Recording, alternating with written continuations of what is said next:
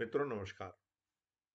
अपने देशवासियों को सुनने का आनंद सिर्फ चुनाव के समय काफी आता है। कोई देश की प्रगति पर सवाल उठाता है तो कोई सरकार की कार्यशैली पर, कोई अपने डिफेंस की तैयारी के बारे में एवं युद्ध नीति पर अपनी बात रखता है, तो कोई प्रशासनिक व्यवस्था एवं शिक्षा नीति पर बड़े धड़ल्ले से अपनी बात रखता है। एक बात जरूर है कि इन सब विषयों पर अपना तर्क रखने के लिए आपको किसी योग्यता की जरूरत नहीं है। आपको यदि यकीन ना आए तो पास की नाई की दुकान या फिर चाय की दुकान में 10 मिनट बैठकर इस बात का यकीन कर लीजिए। मैं भी इन सब की बातों को सुनकर काफी उत्साहित हुआ और सोचा कि चलो पता लगाया जाए कि क्या इनकी बातों में दम है। भारतवर्ष जरूर कुछ कर रहा होगा। इस दौरान मुझे कुछ बिंदु मिले जिनसे मैं काफी उत्साहित हुआ और सोचा कि आप सबको भी शेयर किया जाए। अपने देश की अर्थव्यवस्था जीडीपी आजकल दुनिया में सबसे अधिक रफ्तार से बढ़ने वाली अर्थव्यवस्था हो गई है।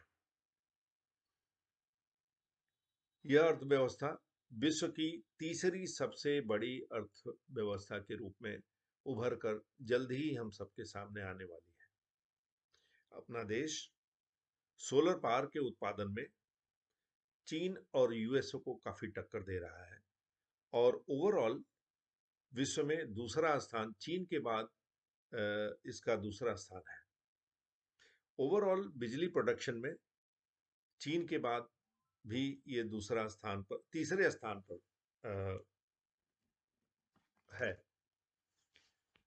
इसके अलावा जीएसटी कलेक्शन आजकल देश में लगभग 1 लाख करोड़ से ऊपर हो रहा है, जिसका साधारण सा मतलब यह है कि देश में व्यावसायिक गतिविधियां लगातार बढ़ती जा रही हैं। भारत विश्व में सुपरसोनिक मिसाइल टेक्नोलॉजी के मामले में अग्रणी देशों की कतार में आता है।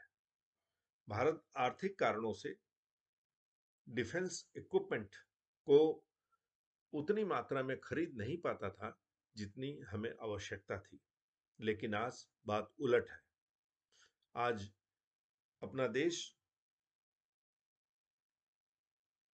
आधुनिक टैंक, गन्स, एयरप्लेन्स और नेवल शिप्स से लैस है। टेक्सटाइल प्रोडक्शन में इटली के बाद देश का दूसरा स्थान है। गाड़ियों के निर्माण और उसकी तकनीकी के क्षेत्र में भारत का चौथा स्थान है। मोबाइल प्रोडक्शन में वियतनाम के बाद भारत का दूसरा स्थान है और स्टील बनाने में भारत का जापान के बाद दूसरा स्थान है। एक समय था कि जब United Nations human rights council के अंदर हमें 97 वोट्स की जरूरत थी, जबकि हमें 188 देशों ने अपना वोट देकर हमारे ऊपर कॉन्फिडेंस जाहिर किया। अभी हाल ही में मोस्ट पावरफुल नेशंस की सूची जारी की गई है, जिसमें हमारे देश का स्थान चौथा है। और इतना ही नहीं, जिन पड़ोसी देशों से हम डरा करते थे, अब वो हमसे डरने लगे हैं। इन सब बिंदुओं पर प्रकाश डालने से हमें इस बात का यकीन होता है कि हमारा देश सचमुच कुछ कर रहा है और अच्छा कर रहा है। इस पे हमें इत्मीनान रखना चाहिए। जय हिंद, जय भारत।